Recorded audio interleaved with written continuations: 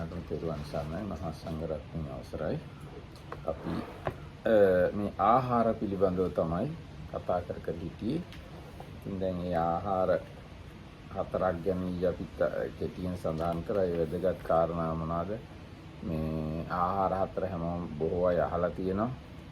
කබලින්කාර ආහාර, පස්ස ආහාර, මනෝ සංචේතන ආහාර, විඥාන ආහාර. ඒකෙදි අපේ මේ ජේන් ඇහුවේ මනෝ සංචේතන ආහාරයි විඥාන ආහාරයි අතර සම්බන්ධයක් තියනවාද? ඒ වගේම සංකාරයි විඥානයි අතර සම්බන්ධයක් තියනවාද? ආදි වශයෙන් ඔන්න ඔය කාරණා තමයි අපි කතා කරන්නේ. ඉතින් එහෙම සම්බන්ධයක් තියෙනවා, ලොකු සම්බන්ධයක් තියෙනවා ඒක. ඊට පස්සේ මේ බුදුරජාණන් වහන්සේ ආහාර ගැන දේශනා කරලා තියෙන ප්‍රසිද්ධ සූත්‍රයක් තමයි පුත්‍ර මාංශූපම සූත්‍රය කියලා. ආන්නේ සූත්‍රය තමයි අද අපි කියවන්න හදන්නේ. මේ සංයුත්ත නිකායේ නිදාන සංයුත්තේ කියන එකේ තමයි තියෙන්නේ. Everyone, everybody. So, this is short summary. So yesterday, Jane asked about this 4 kinds of nutriments, and if there is connection between the mental volition nutriment and the consciousness nutriment. So that was discussed, and then also in connection with the sutta called the simile of the sun's flesh. There is a kind of simile for all these 4 nutriments given by the Buddha. So Jane asked how should be the last one, about the consciousness understood.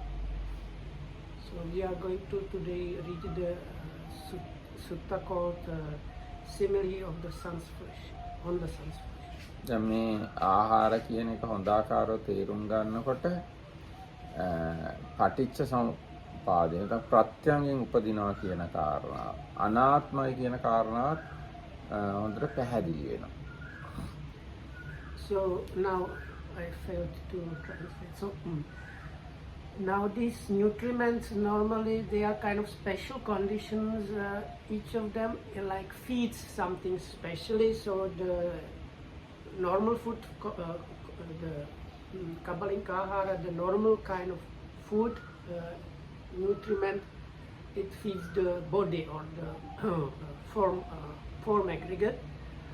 Then the contact really feeds the feelings. Then mental volition is basically the karma, and then the mind, the consciousness as a nutriment is feeding this kind of ongoing process of mind and matter going on kind of. But somebody that understands quite thoroughly about these nutriments gets quite good understanding about 2 things, and that is about the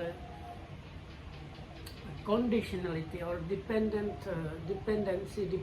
arising, and together with that a kind of good understanding about the non-self. ඒ කියන්නේ දැන් ආහාර සැපයුත් විතරයි මේ සත්වයා කියන එක පවතින්නේ. ආහාර සැපුවේ නැත්තම් සත්වයා කියලා මොකුත් පවතින විදියකුත් නැහැ. If I understood correctly, one thing is like this: what we call a being needs these nutriments. If the nutriments are not available, there is no being. Like the being cannot be there. දැන් ඔය මමයි කියලා හිතා ඉන්න සත්වයා කියලා හිතා ඉන්න එක ආහාර නිසා තියෙන එක. ආහාර නැති වුණොත් මම කියලා එක්කෙනෙක්ට ඉන්න විදියකුත් නැහැ. So if I understood correctly, like Dhammarakita was trying to show because this conditionality can be looked at in different many ways, but like here you can consider this way: what we call myself, or actually any being, or this being called myself, is now here only because these nutriments were available and are available. Without those, this me or the being would not be. හැබැයි අපිට මම කියන එක සත්වයා කියන එක පිළිබඳ එහෙම හැඟීමක් නෙවෙයි කියන්නේ. ඒක ආහාර තිබ්බත් අපි කෑවත් නැතත් මම ඉන්නවා කියලා හැඟීමක් තියෙනවා. ඒක තමයි ආත්ම දෘෂ්ටියට බර හැඟීම. හැබැයි ආහාර ප්‍රත්‍යයනයි මේ නාම රූප පවතින්නේ කියලා තේරෙනවා නම් එතකොට අර ආත්ම දෘෂ්ටියට පහර වදිනවා. So, but we usually don't have that kind of like notion about ourselves or about the being. We feel like whether we realize or it's like whether the nutriments are there or not. Anyway, we have the kind of notion or feeling that I am here or the being is there. We don't take it, this is like what we call a being is a combination of mentality and materiality. It is always supported and maintained by these nutrients. කොහොම නමුත් අපි සූත්‍රය කියවන්නේ යනකො අන්න දැන් උත්‍රමාංශ සූත්‍රය මහණෙනි චත්තාරෝ මේ භික්කවේ ආහාරා භූතානං වා සත්තානං තිතිය සම්භවේසීනං අනුග්‍රහය කතමේ චත්තාරෝ මහණෙනි මේ ආහාර හතරක් තියෙනවා සත්වයන්ට පවතින්න ඒ වගේම උපදින සත්වයන්ට උපකාර පිණිස මොනවද මේ හතර කබලින්කාර ආහාරය පස්ස ආහාරය මනෝ සංචේතන ආහාරය විඥාන ආහාරය. So monks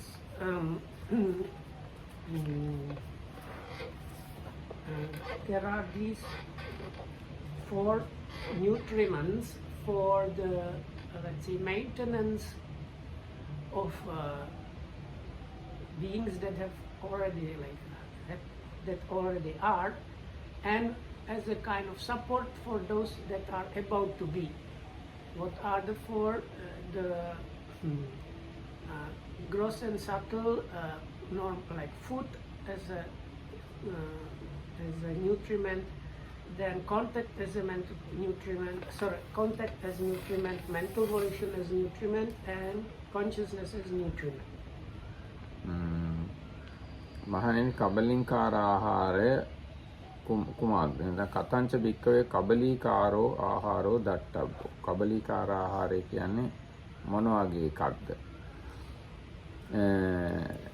ඒ කියන්නේ ඒ දිහා භාවනා කරන අය බලන්න ඕන විදිහ තමයි මේ කියලා තියෙන්නේ කබලින්කාර ආහාර කියවහම දැන් අපි දන්නවනේ කොහොමද බත් පාන් ඒවා කියලා කන බොන දේවල් කියලා නමුත් ඒ දිහා අපි භාවනා කරන කෙනෙක් තෘෂ්ණාව දුරු කර ගැනීම සඳහා බලන්න ඕන විදිහ තමයි මේ දේශනා කරන්නේ. එන්න කතන්දරය බුදුරජාණන්සේ කියනවා. සේයතාය භික්ඛවේ ද්වේ ජයම්පතික පරිත්තං සම්බලං ආදාය කන්තාර මග්ගම් පටිපජ්ජෙය්‍ය. ඔන්න එක මේ යුවලක් මේ අඹුසම යුවලක් මාර්ගෝපකරණ ස්වල්පයක් අරගෙන කාන්තාරයක යන්න යනවා. තේසමස්ස ඒක පුත්තකෝ පියෝ මනාපෝ ඒගොල්ලන්ට එක පුතෙකුත් ඉන්නවා ප්‍රියමනාප බොහොම ඒගොල්ලෝ ආදරය කරන පුතෙකුත් ඉන්නවා අතකෝ තේසං භික්ඛවේ දින්නම් ජයම්පතිනම් කන්තාර ගතානම් යා පරිත්තා සම්බල මත්තා සපරික්ඛයන් පරිදාය ගච්ඡේය පරියාදානං ගච්ඡේ ඉතින් ඒ යුවල කාන්තාරේ යනකොට ටිකයිනේ මාර්ගෝපකරණ අරන් ගිහින් තියුනේ ඒව ඉවර වුණා සියාච තේසං කන්තාරාවසේසෝ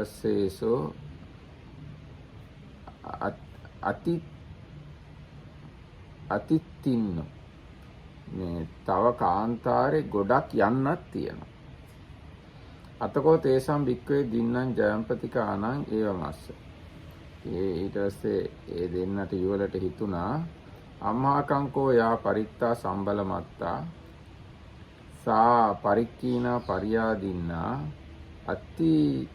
අතිචායන් කන්තාරවසේසෝ අනිත්තින්නෝ අපි මේ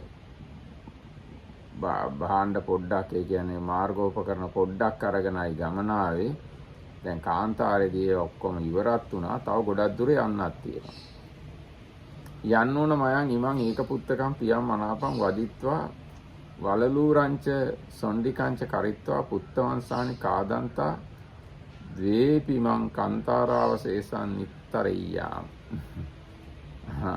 දැන් ඉතින් මේ කාන්තාරේ යන්නත් ඕනේ. අපි මේ අපේ ප්‍රියමනාපු එකම පුත්‍රයා මරලා මේ පුතාගේ මස් කකා කාන්තාර ඉතුරු ටික යනවා නම් හොඳයි කියලා හිතුණා.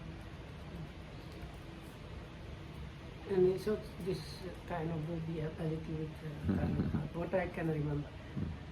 So then the Buddha says, and monks, how should be this gross and subtle food nutriment seen? Seen here means especially like for the practicing meditator that is practicing for the reduction of craving, that kind of seeing is meant. So then the Buddha says, let's say there is a couple crossing a desert and they run out and they have like a son that is very dear and loved by them, and they have crossed part of the desert but there is still like some part left and they have run out of their kind of like food and water and stuff.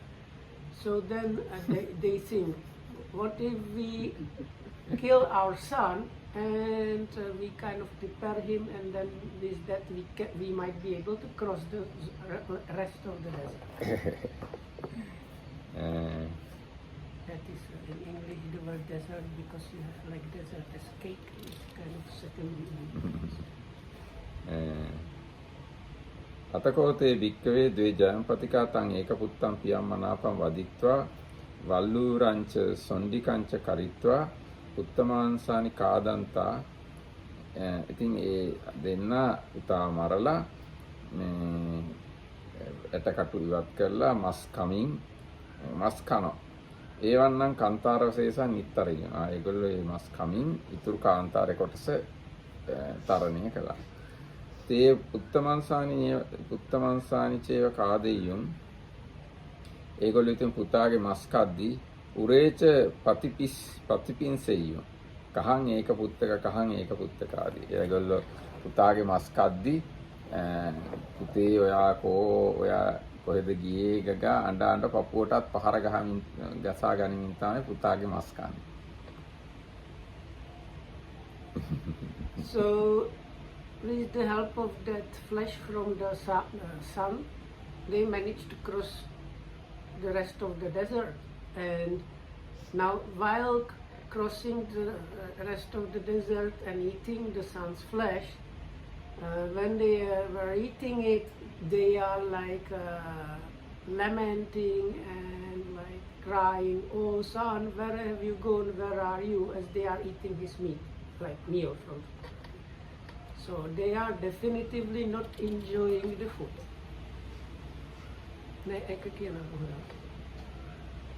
තව විස්තර තියෙනවා. තංකින් මඤ්ඤත භික්කවේ. මහණෙනි ඔයගොල්ලෝ මොකද මේ ගැන හිතන්නේ? අපිනුතේ දවායවා ආහාරං ආහාරෙය්‍යුම් මදායවා ආහාරං ආහාරෙය්‍යුම් මණ්ඩනායවා ආහාරං ආහාරෙය්‍යුම් විභූෂනායවා ආහාරං ආහාරෙය්‍යුම් නොහේතම් බන්තේ. මහණෙනි ඔයගොල්ලෝ ඒ ගැන මොකද හිතන්නේ? ඒගොල්ලෝ ඒ ආහාර ගත්තේ ජවය පිණිසද? මදය පිණිසද? ශරීරය අලංකාර කර ගැනීම පිණිසද? සැරසීම පිණිසද?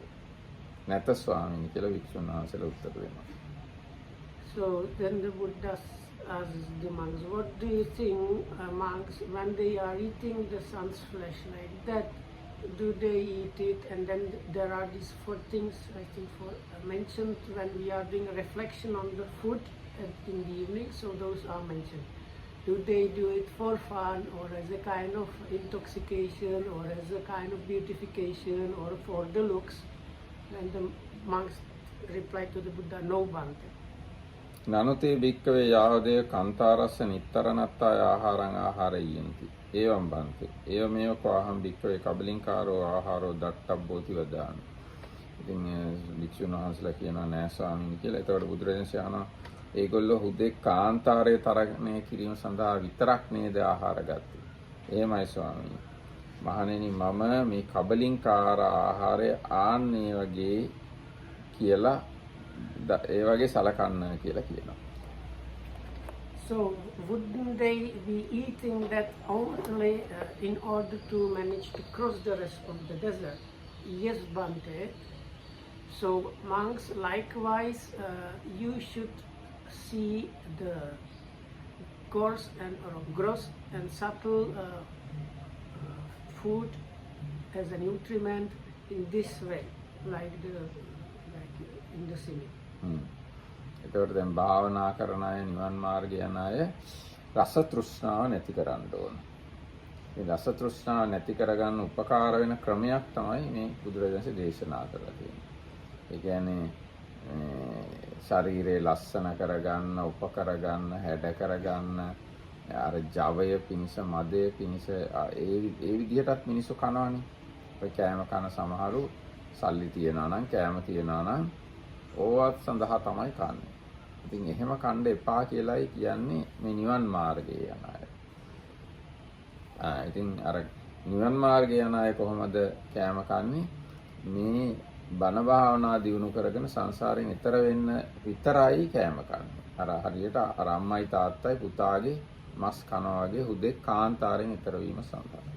ඒ විදිහට දකින්න කියලායි කියන්නේ කබලින්කාර ආහාරය ගැන. For people that are striving for Nibbana, this is the way to see the food. Like normally people eat food for any or many of the reasons, like just for fun or just a kind of like intoxication. Intoxication means kind of, I think, like enjoyment, okay? Like not like getting drunk, but like because the taste is so much, you get kind of high from it, something like that. And for beautification of the body and for the looks, for things like that, people eat food. If they have money, they kind of eat. But people that are striving towards Nibbana, they should like see the food as the savory dish. It's there only to support you for in the practice. හැබැයි දැන් ඒකෙන් අදහස් කරන්න ඕනේ දැන් මේ පුත්‍ර මාංශ කනවා වගේ චූට්ටක් කල ලෙඩ වෙලා ඇඟ දුර්වල වෙලා ඒ භාවනා කරන්න හිතගෙන ඉන්නව පණ නැතුව මේ එහෙම කන්න කියන්නේ නැහැ. ඇඟ හොඳට තියෙන්න ඕන, භාවනා කරන්න අවශ්‍ය තරමට වීර්ය කරන්න පුළුවන් අවශ්‍ය තරමට හොඳට නිරෝගී ඉන්නත් ඕන. But you need to be careful, because then some people might overdo it and they eat that too little, and then the body does not have enough energy for the meditation. So that is like another extreme. ඔව් දැන් හාමුදුරුවෝ උනත් භාවනා කරන අය උනත් වත් පිළිවෙත් කරන්න ඕන, අතුපතු ගන්න ඕන, චාරිකා යන්න ඕන. තව ඒගොල්ලන්ට පැවරලා තියෙන වැඩ ගොඩාක් තියෙනවා. පාඩම් කරනවා. දැන් මුල් කාලේ මුළු ත්‍රිපිටකයම කටපාඩම් කළා. ඉතින් ඒවා කරන්න තරම් ශක්තිය ඇඟේ ඉතුරු කරගෙන තමයි මේ පුත්‍ර මාංශ උපමාව පාවිච්චි කරන්න ඕන. So like there are other things that the monks should be doing. So like we have these duties and obligations, like keeping your surroundings neat and tidy, and like washing and dyeing your robes, and like preparing the bowls and going for alms and going. Those days the monks used to go quite often, like they go by stages and they stay few days in one place and they continue walking like that. So then also like those days Tripitaka was memorized, all of that. So like crossing over the desert includes also giving the body enough support to do all these things. ඔව් දැන් මේ විශාල ආරාම පවත්වගෙන යන්න තියෙනවා. දැන් ඉස්සර කාලේ හාමුදුරු දහස් ගණන් හිටිය ආරාම තිබුණා. ඉතින් ඒවා පිරිසිදුර පවත්වන්න, චෛත්‍ය, බෝධි ඒවට වත් කරන්න තියෙනවා. ඊට පස්සේ කාලේ ත්‍රිපිටකයේ ග්‍රන්ථාරූඪ කළාට පස්සේ හාමුදුරුවෝ තමයි ත්‍රිපිටකයේ පුස්කොළ පොතින් පුස්කොළ පොතට කොපි කර කර ආවේ. ඉතින් අර කටපාඩම් කරගත්තා වගේම ශක්තිය තියෙන්න ඕන ඒ වගේ වැඩ කරන්නත්. විශාල එකක් නේ ත්‍රිපිටකයේ අටුවා ටීකාව කියන්නේ. ඉතින් ඔක්කොම වැඩ කරන ශක්තිය තියෙන විදිහට තමයි මේ පුත්‍ර මාංශ උපමාව පාවිච්චි කරන්නේ. So then later on, even though the memorizing was not happening maybe that much, but then because those days there were no prints, like printing was not available. So even though it was written in these like hola leaves, kind of something like books, let's say, and they needed to be renewed again and again because so that also took a lot of time and effort. So like for like keeping the Dhamma going and available, you need like some energy, otherwise it's not going to happen. So you using this simile of the sun's flesh needs to incorporate whatever necessary Dhamma connected things need to be done. ඒ වගේම දැන් ඒ කාලේ බණ කියනවා කිව්වහමත් අද වගේ loud speaker නැහැ. කටින්ම තමයි කියන්නේ. ඉතින් විශාල පිරිසකට බණ කියනවා කෑ ගහලා බණ කියන්න පුළුවන්. හැබැයි ලංකාවේ සමහරවිට බණ කියන ඒවා තිබුණා රෑ එළි වෙනකම්. මේ ආර්ය වංශ ප්‍රතිපදාවෙම රෑ එළි වෙනකම්ම හාමුදුරු බණ කියන. ඉතින් විශාල මිනිස්සු පිරිසකුත් දුර ඉඳන එනවා බණ අහන්න. ඉතින් ලවුඩ් ස්පීකර් උත් නැති කාලේ රෑ එළි වෙනකම් විශාල පිරිසකට බණ කියන්න නම් ලොකු ශක්තියක් තියෙනවා. ඒ ශක්තිය ඉතුරු වෙන විදිහට තමයි මේ පුත්‍රමාංශ උපමා පාවිච්චි කරන්න ඕනේ. For there are like records that those days, of course, there were no loudspeakers, and as was mentioned the other days, it was quite normal that some monks they give Dhamma talks that started in the evening and ended in the morning when the sun was rising, so all through the night. So the monk that was giving the Dhamma talk needed to have enough strength to like talk loudly enough so that many people could hear him, as well as like keep on going all throughout the night. So for that again, like without enough food, not possible. ඉතින් කොහොම නමුත් මේ හොඳට ආහාර ගන්නත් ඕන.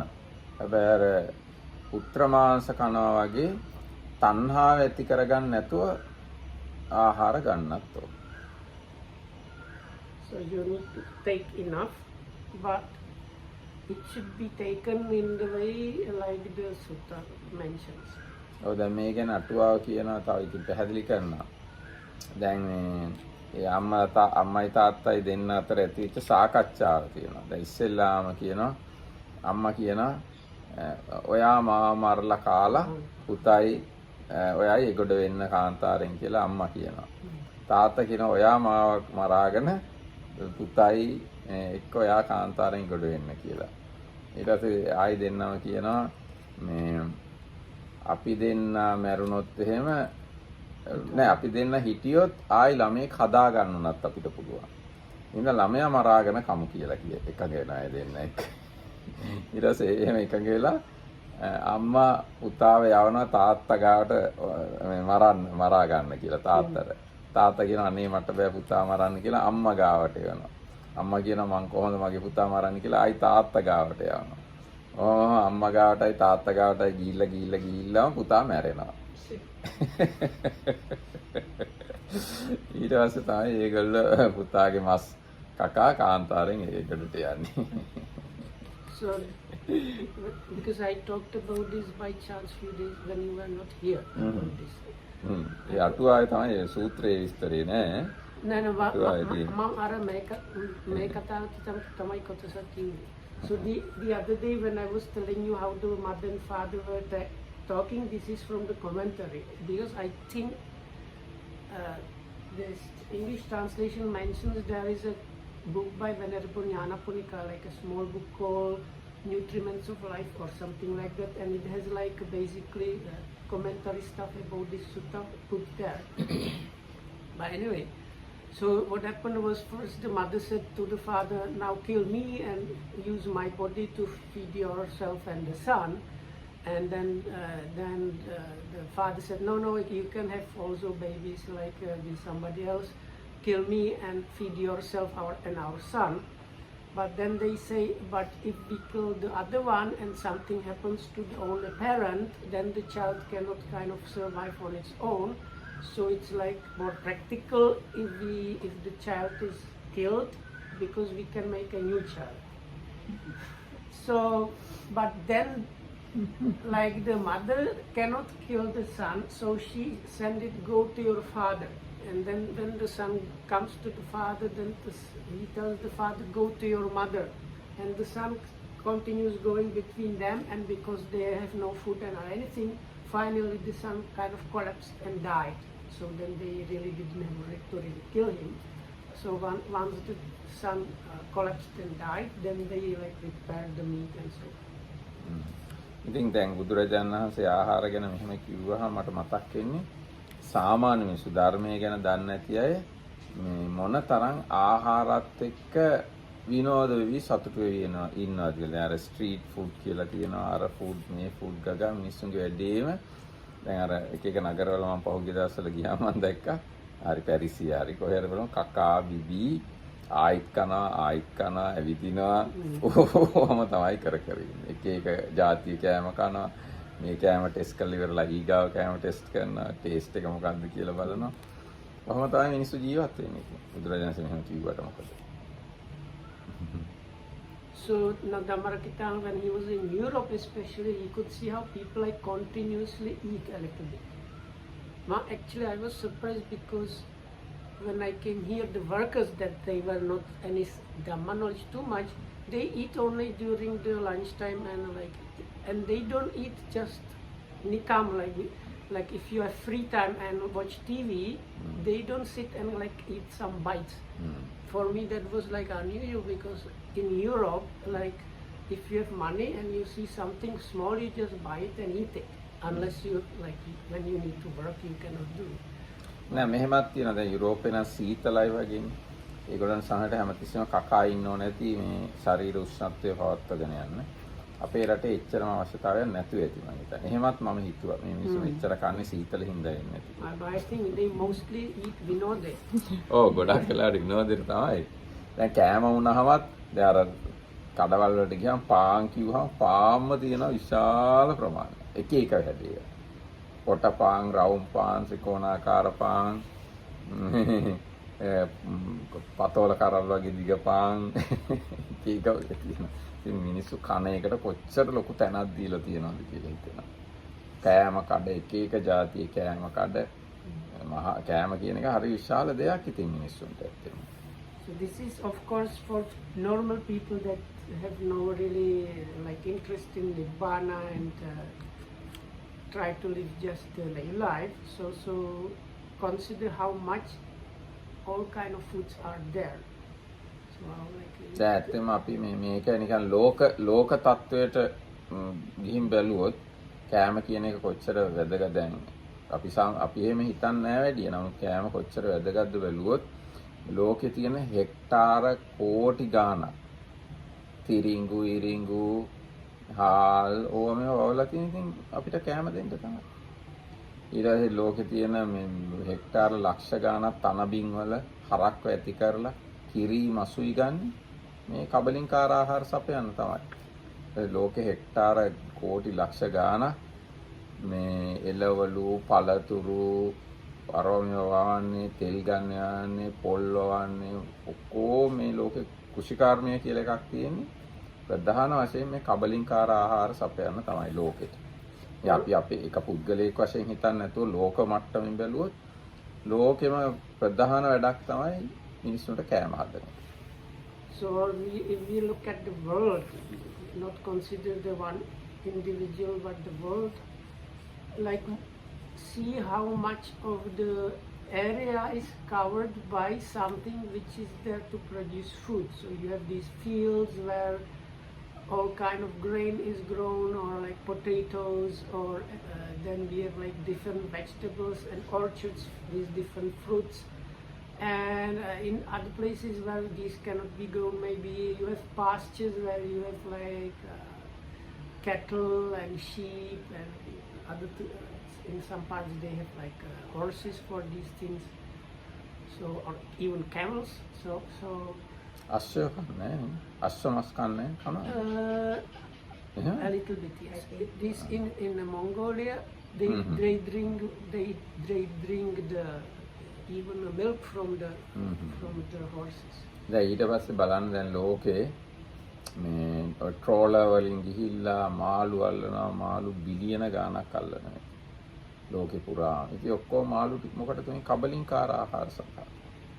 So then oceans are little by little emptied really because of this extensive fishing. So again, this is happening because of food. ඊට පස්සේ දැන් අපේ රටේ එහෙම බැලුවොත් මේ ප්‍රධාන ආහාරනේ අප්‍රධානය අක්කර දහස් ගණක් තේ වවලා තියෙනවා. ඊට පස්සේ බ්‍රසීලිය වගේ රටවල අක්කර දහස් ගණන් කෝපි වවලා තියෙනවා. ඊට පස්සේ අර මධ්‍යධාරණී මුහුද ඔය පැත්තේ අක්කර දහස් ගණන් මේ මිදි වවලා තියෙනවා. ඒ ඔක්කොම ඉතින් කන බොන දේවල් දෙන්න තමයි කබලින්කාර ආහාර තමයි ඒවත් ඔක්කොම. So then, like in Sri Lanka, a lot of ground is covered by something which is like not a really main course, because we have these tea plantations, and in Brazil and other places we have coffee plantations where people don't really need tea or coffee to live. So, but so much ground is covered by that. මිදි වවනවා වයින් හදන්න ඒ වගේ වට. Yeah, they have wine in the bed. ඉන්න බෑ. ඊට පස්සේ beer හදන්න බාලි හරි වවනවා. In the Czech Republic, definitely we have. ඉතින් මේ කබලින්කාර ආහාරය කියන්නේ සුළුපටු දෙයක් නෙවෙයි. මුළු ලෝකයක් ඒ වෙනුවෙන් වැඩ කරනවා. ඉතින් ඒවා ප්‍රොසෙස් කරන ඒවා ඊට පස්සේ ඒවා මාකට් කරන ඒවා එහෙම බැලුවම මහා විශාල දෙයක් තමයි කබලින්කාර ආහාරය. කියන්නේ නිකන් අපි දැන් භාවනා කරන අය වශයෙන් කබලින්කාර ආහාර කියන්නේ අපි දානශාලාවට ගියා, දාන ටික බෙදාගත්තා, එච්චරයි කියලා වගේ හිතන්නේ. එහෙම නෙවෙයි. ලෝක මට්ටමින් බැලුවාම ලෝකේ තියෙන විශාල ඉන්ඩස්ට්‍රි එකක් තමයි කබලින්කාර ආහාර කියලා කියන්නේ.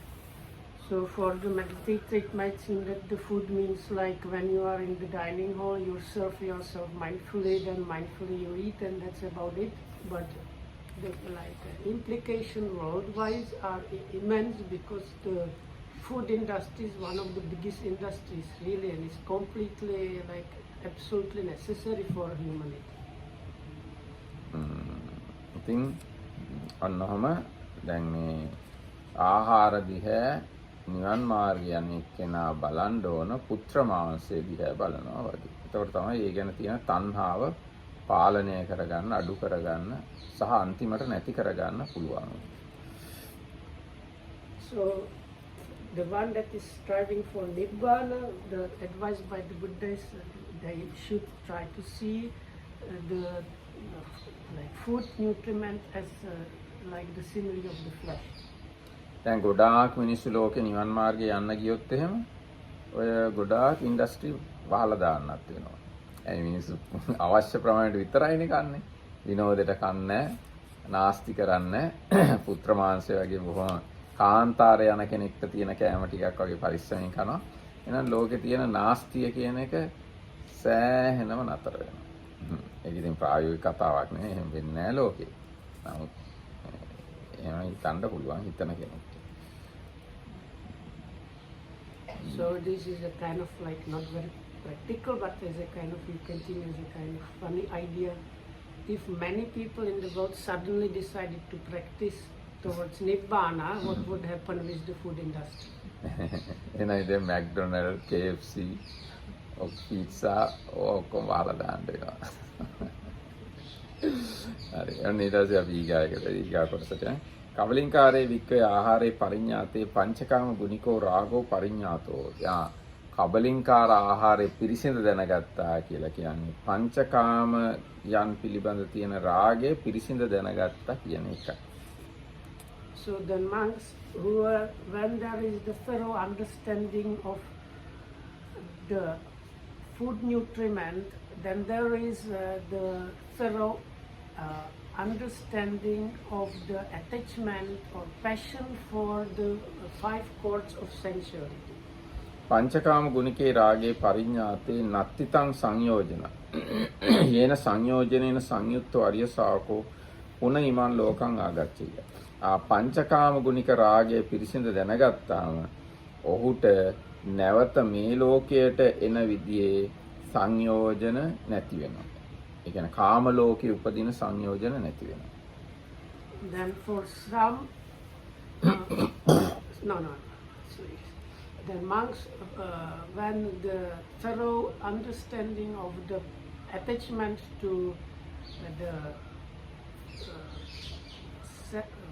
5 chords of sensuality is there, then the kind of fetter that can make a being to come again to this world does not exist. So if we put it in a more simple sentence, so somebody that has thoroughly understand the food, thoroughly understand the attachments to the enjoyment of the senses, and somebody that has thoroughly understood that this enjoyment of the senses cannot function as a fetter that will bring him to be born again in the sensual world.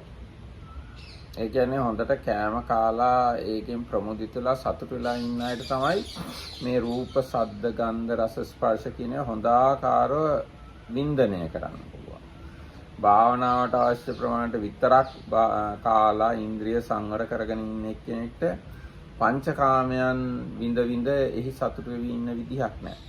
ඉතින් පංචකාමයන්හි සතුටු වෙවි ඉන්නේ නැත්තම් ඒ ගැන තියෙන සංයෝජන කැඩිලා යනවා. සිඳිලා යනවා. එහෙම වුණාම එයා ආයි මේ පංචකාමයන්ගෙන් යුක්ත ලෝකෙට එන්නේ නැහැ.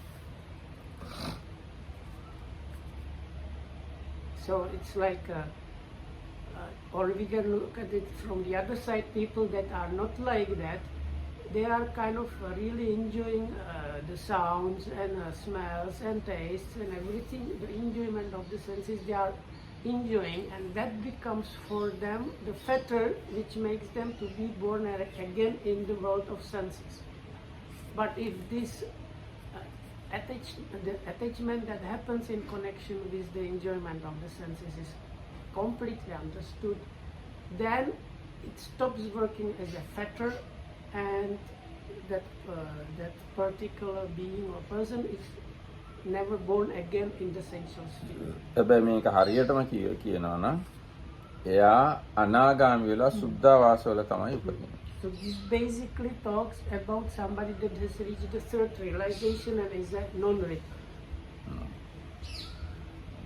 දැන් මේ ආහාරය කියන එක ඇත්තම කොච්චර කබලින්කාර ආහාරය වැදගත්ද කියනවනේ මේ ලෝකේ පරිණාමය එහෙම තමයි.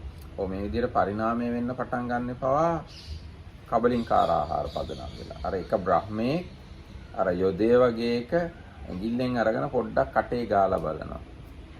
ඒක එයාට රහයි කියලා හැංගෙනවා. ඉතින් එයා දිගටම කන්න ගන්නවා. එතකොට එයාගේ යාළුවෝ අනිත් ඉන්න අයත් ඒ මොකද්ද කියලා බලනවා කාලා. ඔක්කොමලා කන්න පටන් ගන්නකොට ඇඟ ගොරෝසු වෙලා ටික මිනිස්සු බවට පත් වෙනවා. අර යොදයත් ගොරෝසු වෙලා මහ පොළොව වගේ ඒ තත්ත්වයට. ඉතින් ඒතර බුද්ධ ආගමට අනුව පරිණාමවාදයක් කියලා පනවනවා නම් එතකොට ආහාරය කබලින්කාර ආහාරය පදනම් කරගෙන තමයි ලෝකයේ පරිණාමය එක්ක රස තෘෂ්ණාව පදනම් කරගෙන තමයි මිනිස්සු හැදෙන්නේ ටික ටික. So this like the origination of this sensual world is actually also kind of connected with this attachment to taste, because after this in the previous eon there is this kind of the sensual sphere is eventually destroyed up to some level, or sometimes it goes up to the some Brahma world.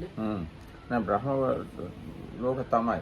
يعني බ්‍රහ්ම දෙවෙනි ධ්‍යානය තුන්වෙනි ධ්‍යානය වගේ යනකම් බ්‍රහ්ම ලෝක විනාශය වෙනවා. So even sometimes even the lower Brahma worlds are even destroyed. So after that the kind of let's say something like universe. නෑ තුන්වෙනි හතරවෙනි බ්‍රහ්ම ලෝකයක් දක්වා විනාශ වෙනවා. It depends if it's water or fire. එක කාලවලදී ගින්නෙන් ජලයෙන් විනාශ වෙනවා. හුළඟින් විනාශ වෙන කාලවලට හතරවෙනි ධ්‍යාන බ්‍රහ්ම ලෝකات විනාශ වෙනවා.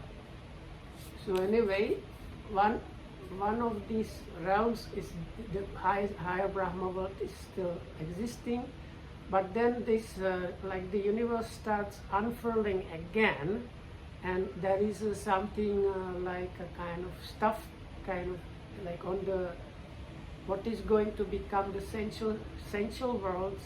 There is a kind of stuff there, and these Brahma beings kind of start tasting that, and when they start tasting that, little by little their bodies become coarse, and that kind of stuff becomes the earth and so on. But it starts with one of the Brahmas tasting the stars. ඉතින් අනිත් අය දැකලා එක කන්න ගන්න. So, and as usual, when one does it, others copy what the one is doing, so one by one follow. ඔව් ඉතින් එතකොට මේ ආහාර කියන එක සහ රස තෘෂ්ණාව කියන එක අපේ ජීවිතවලට විශාල බලපෑමක්. හාමුදුරුවෝ ගැන බැලුවත් එහෙමයි.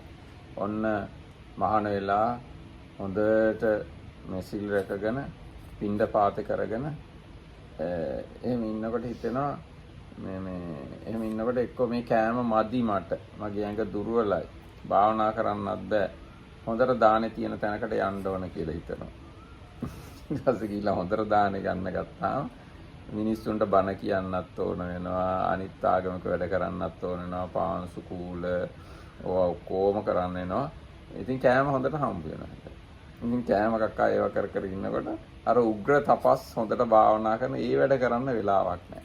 ඉතින් මිනිස්සු අහම ධර්මශාලා හදන්න වෙනවා බණ කියන්න. මිනිස්සුන්ට වඳින්න පුදන්න චෛත්‍ය බෝධිහිතෝ ගන්න වෙනවා. මේ සීල ව්‍යාපාර කරන්න වෙනවා. ගොඩාක්. හැබැයි මිනිස්සු දානෙ දෙනවා. ඉතින් එතකොට ඔන්න වගේ ඒ නිවන් මාර්ගය වුණත් යම්කිසි පිරිහීමකට පත් වෙනවා මේ ආහාර පදනාව වෙලා. ඉතින් ඒකින්ද බුදුරජාණන් වහන්සේ එකදරයක් කල්පනා කළා ප්‍රත්‍යවේක්ෂා නොකරන එක පරාජිකාවක් වශයෙන් පනවන්න. අතව බුදුරජාණන් පැනගෙන ඒක ප්‍රායෝගිකව කරන්න බැරි කම හින්දා. So anyway, even if we consider the monks, there are some that maybe in the beginning are trying to be the perfect monk, have all the perfect virtue and go for alms and meditate and everything. But when they go for alms, they are not satisfied with the food. So then they think, oh, I need to go somewhere where I can find good enough food. So when they go there, then they have to start doing some like extra stuff for the people, like they get invitation to give Dhamma talks and other religious kind of duties. So as a result, little by little, what they were doing in the beginning, just like going for alms, observing their virtue and practicing meditation, this part starts being reduced, and then later on they are successful. Maybe they have a big monastery and they are popular between the people and they get invited here and there for many functions, but they don't have like time for the meditation practice. And it's this kind of condition, in this case, by the food problem. ඔව්. හැබැයි හොඳට දානේ හම්බ වෙන්න පුළුවන්. ඒ ගොඩක් සෙනග ඉන්නවනේ. දැන් පින්ඩ පාත යන්න ගියාම පොඩ ඉතින් ඔය කවුරු හරි මේ දුප්පත් මිනිස්සු, පොසත් මිනිස්සු බෙදයක් නැහැ. පාත්‍රයට දෙන දෙයකින් යැපිලා ඉන්න ඕන. සමහරට දානේ නැති වෙනවත් එක්ක සමහර දවස්වලට. හැබැයි එහෙම නෙවෙයි ලොකු ආරාමයක් හදාගෙන ඒකේ හොඳට පදිංචි වුණාම ඕන තරම් දායකයෝ ඉන්නවා දාන සිස්ටම් එකක් හදාගන්න පුළුවන් කිසි බයක් නැහැ. ඒකත් දානේ හම්බ වෙනවා කියලා දන්නවා. ඉතින් දානේ කේන්ද්‍ර කරගෙනම අර පැවිදි ජීවිතයේ තියෙන සමහර උසස් ගති අඩු කරගන්න වෙනවා. ඒකින්ද කෑම කියන්නේ හරීම මේ අපිව සංසාරයට බැඳලා තියන්න හේතු වෙන දෙයක්. ඉතින් ඔන්න විදියට හරි අපි කියමු ඊගාවට. දැන් ඔය කිව්වේ කබලින්කාර ආහාරය ගැන. ඔන්න දැන් ඊගාට බුදුරජාණන්සේ පස්ස ආහාරයට යනවා.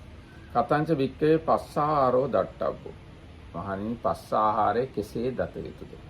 සේතාපි වික්කේ ගාවි නිච්ඡම්හා කුඩ්ඩඤ්ඤේ නිස්සාය තිට්ඨය. යේ කුඩ්ඩ නිස්සිතා පානා තේ නං කාදෙය්‍ය. මහණෙනි හරියට හැම නැති ගව දෙනක් යම් බිත්තියක් ඇසුරු කර යමක් ඇසුරු කරගෙන ඉන්නවා නම් ඒ ඉන්න ප්‍රාණීන් ඇයව කනවා. රුක්කඤ්ඤේ නිස්සාය තිට්ඨය යේ රුක්ක නිස්සිතා පානා තේනං කාදෙය්‍ය. ගහක් ගාව ඉන්නවා නම් ඒ ගහේ ඉන්න එක ගහ ඇසුරු කරගෙන ඉන්න සත්තු එයාව කනවා. ඒ කියන්නේ අපි තුන් මැස්සෝ ඒ වගේ මේ ලේ බොන එවුන් එයාව කනවා. මොකද හැම නෑ එයාගේ.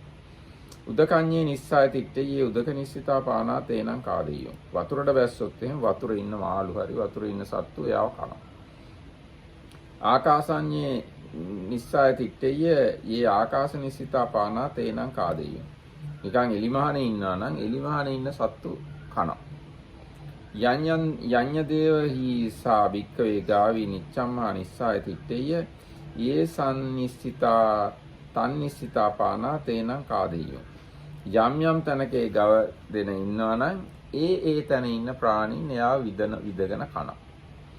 එයමෙව කෝහම් භික්ඛවේ පස්සාහාරෝ දට්ඨබ්බෝති වදායි. මහණෙනි ආන්නේ විදිහට මේ ස්පර්ශ ආහාරය දත යුතුයි කියලා මම කියමි. So monks, how should be the contact nutriment seen?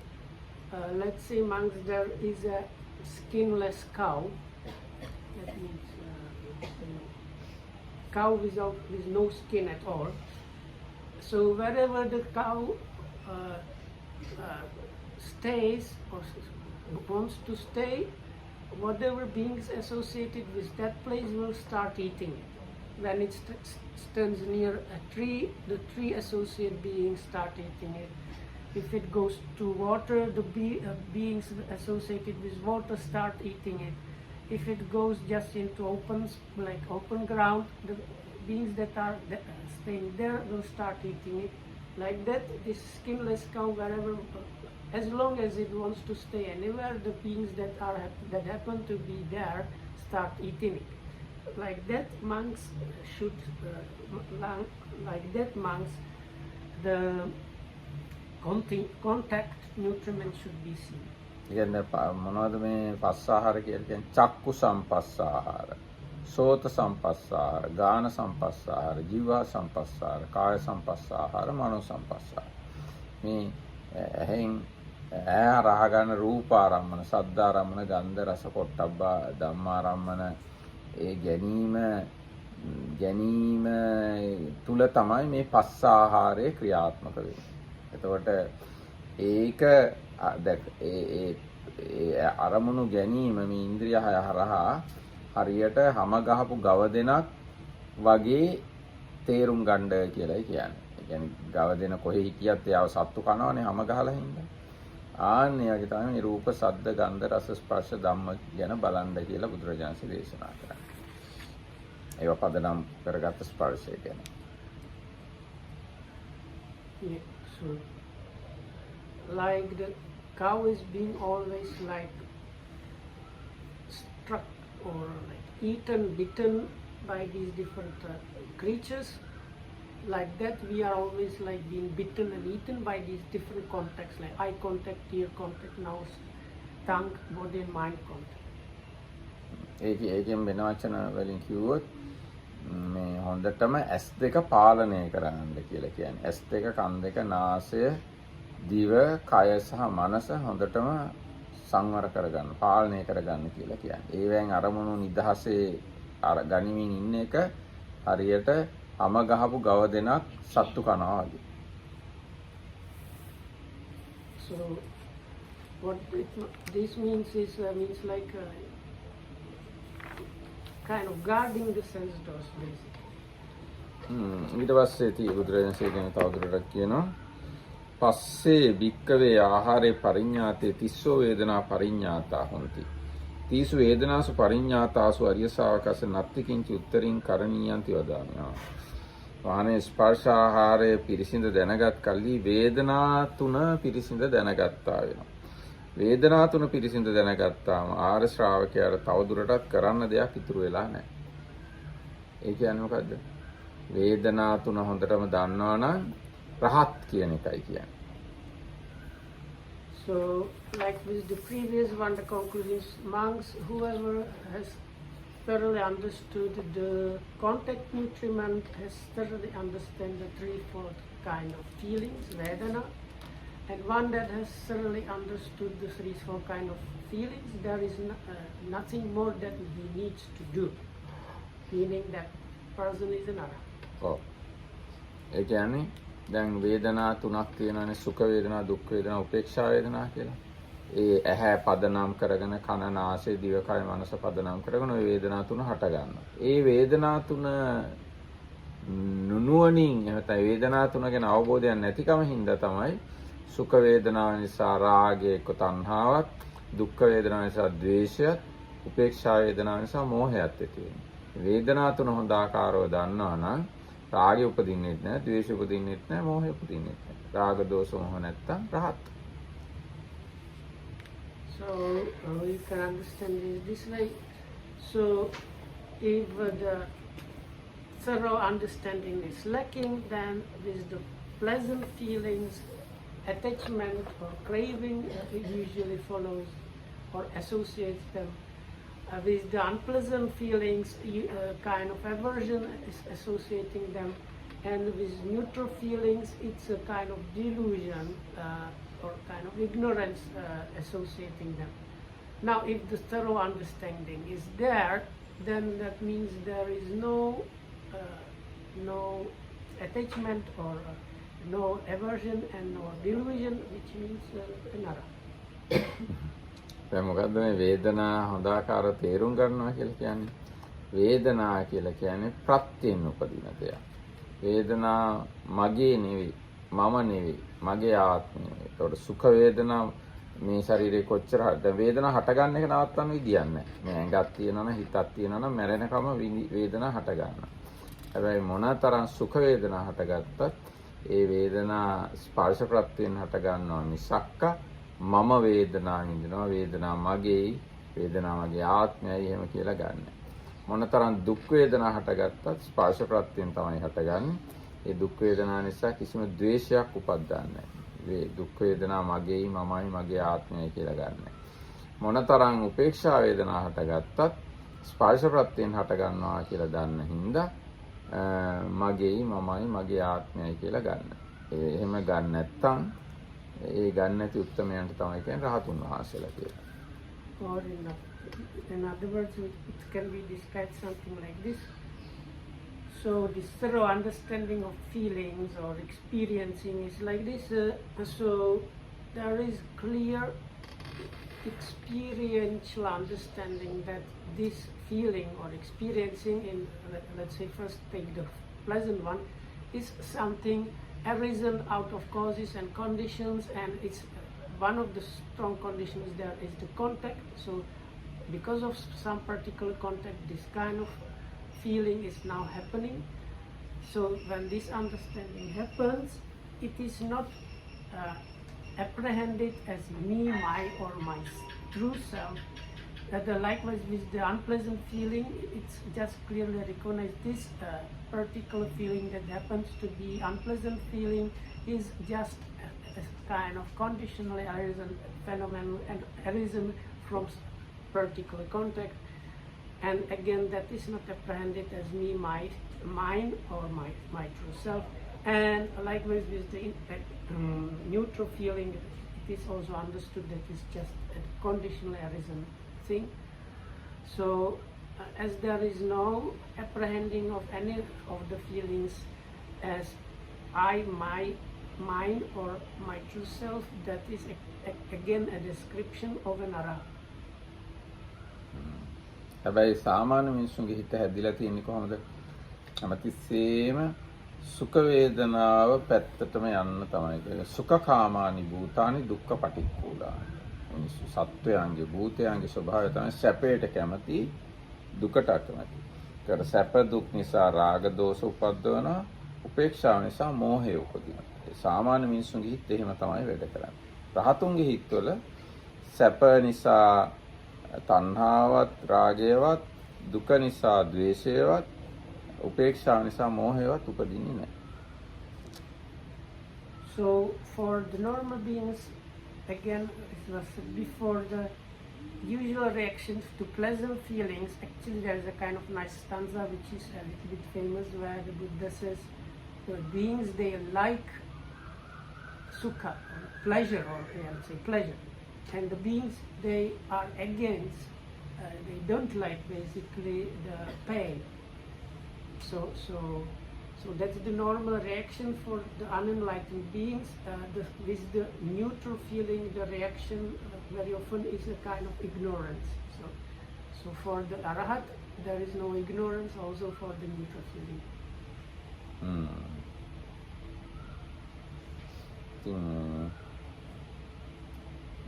ඔව් එතකොට පස්ස ආහාරය ගැන තමයි ඔය අපි කතා කළේ. විශේෂයෙන්ම ඉන්ද්‍රියන් පාලනය කර ගැනීමෙන් තමයි ඉන්ද්‍රියන් පාලනය කර ගැනීම තමයි මේ පස්ස ආහාරය සම්බන්ධයෙන් අපි කටයුතු කරන්න ඕන විදිය. So what this means is, in connection with the contact nutriment, it is the guarding of the sense doses especially. දැන් මං කියවනේ සාමාන්‍ය මිනිස්සු මේ විදියයි රහතුන් මේ විදියයි කියලා. සේකයෝ කොහොමද එතකොට? සේකයෝ කියන්නේ රහත් නොවෙච්ච පෘථග්ජනයත් නොවන අය. ඒගොල්ලෝ කොහොමද කරන්නේ? සැප වේදනා, දුක් වේදනා, උපේක්ෂා වේදනා ගැන ඒගොල්ලෝ කොහොමද වැඩ කරන්නේ? දැන් අර දෙක පැහැදිලිනේ අපිට. පෘථග්ජනයෝ සැප වේදනාව වැළෙනවා, දුක් වේදනාව ගැටෙනවා, උපේක්ෂා වේදනාවේ මුලා වෙනවා. රහතුන් සැප වේදනාව ඇලෙන්නේ නැහැ, දුක් වේදනාව ගැටෙන්නේ නැහැ, උපේක්ෂා වේදනාවේ මුලා වෙන්නේ නැහැ. ඔය අතර ඉන්න අය කොහොමද ඔය ගැන වැඩ කරන්නේ? So how does it happen for the trainees? That means people that have some realization but are not arahats. ඒගොල්ලෝ සැප වේදනාවේ ඇලෙන්නේ නැතුව ඉන්න උත්සාහ කරනවා. දුක් වේදනාවේ ගැටෙන්නේ නැතුව ඉන්න උත්සාහ කරනවා. උපේක්ෂා වේදනාවේ මුලා වෙන්නේ නැතුව ඉන්න උත්සාහ කරනවා. ඒගොල්ලෝ තමයි සේකයෝ කියලා කියන්නේ. So with them we can say that this way they try to not get attached to pleasant feelings. They try not to get aversion towards unpleasant feelings of pain, and they try not to be ignorant about the neutral feelings. ඊට දැන් වේදනා කියන මේ කාරණාව බැලුවම තව ටිකක් විස්තර කරන්න පුළුවන්. ඒ කියන්නේ දැන් බුදුරජාණන්සේ වේදනාව ගැන බලන්නම තමයි වේදනානුපස්සනාව කියලා එකක්ම තියෙන්නේ. අර කබලින්කාර ආහාරය පිළිසිඳ දැනගන්නම තමයි කායානුපස්සනාව තියෙන්නේ. එතකොට දැන් මේ වේදනානුපස්සනාව හෝ ඒට සම්බන්ධ දේවල් ගැන බලනකොට මේ වේදනා පහක් තේරුම් ගන්න ඕන අපි. සුඛ වේදනා, දුක් වේදනා, සෝමනස් වේදනා, දෝමනස් වේදනා, උපේක්ෂා වේදනා කියලා ඔය පහම හොඳට තේරුම් ගන්න ඕන. So there is another classification, standard classification of the feelings, and that is as mentally, sukha dukkha. සුඛ දුක්. Pleasant, that means like bodily pleasant and bodily unpleasant, mentally pleasant and mentally unpleasant, and neutral. ඔව් සුඛ දුක්ඛ කියන දෙක සම්බන්ධ වෙන විශේෂයෙන් කාය සම්පස්සයට. So these first two, they are basically connected with bodily experience. ඒ සෝමනස්ස දෝමනස්ස කියන දෙක ප්‍රධාන වශයෙන් සම්බන්ධ වෙන්නේ මනෝ සම්පස්සයට. And the somanassa and domanassa, that they are predominantly really, because the part manasa means really the mind, so it's a good mind and bad mind in a way. ඊට පස්සේ උපේක්ෂා වේදනාව කියන එක හයටම අදාළ පහටම අදාළ කරන්න පුළුවන් කය නැතුව. ඒ කියන්නේ චක්කු සම්පස්ස සෝත ගාන જીවහා කියන මේ පහයි මනයි. මෙන්න මේ පහේම උපේක්ෂා වේදනාව ක්‍රියාත්මක වෙනවා. So then the neutral feeling is there for the five senses except for the body. So the body, in this kind of classification, the body is there for the first two kinds, that is bodily pleasant and unpleasant. Then mental pleasant and mental unpleasant are there, and then feelings arising from the eye, ear, tongue, nose and mind, they are also neutral. ඉතින් ඔය අපි කතා කළේ පස්ස ආහාරය පිළිබඳව. අපි ඊගාට කතා කරමු අනිත් ඒවා හෙට අනිත්. හැබැයි හෙට මට පොඩි ප්‍රශ්නයක් තියෙනවා. එන්න වෙයිද දන්නේ නැහැ පන්තියට. හෙට පොය කරන්නක් තියෙනවා. වුණාට මට බනකුත් තියෙනවා කියන්න. ඉතින් අපි බලමු හෙට මොකද කරන්න පුළුවන් කියලා එන තත්ත්වය යනවා. එහෙනම් හැම දිනාටම තෙරුවන් සරණයි. You're well and happy, and thanks for listening. Tomorrow it's not sure about the class because the Marakitha might not be able to come. So we will just come and see. Then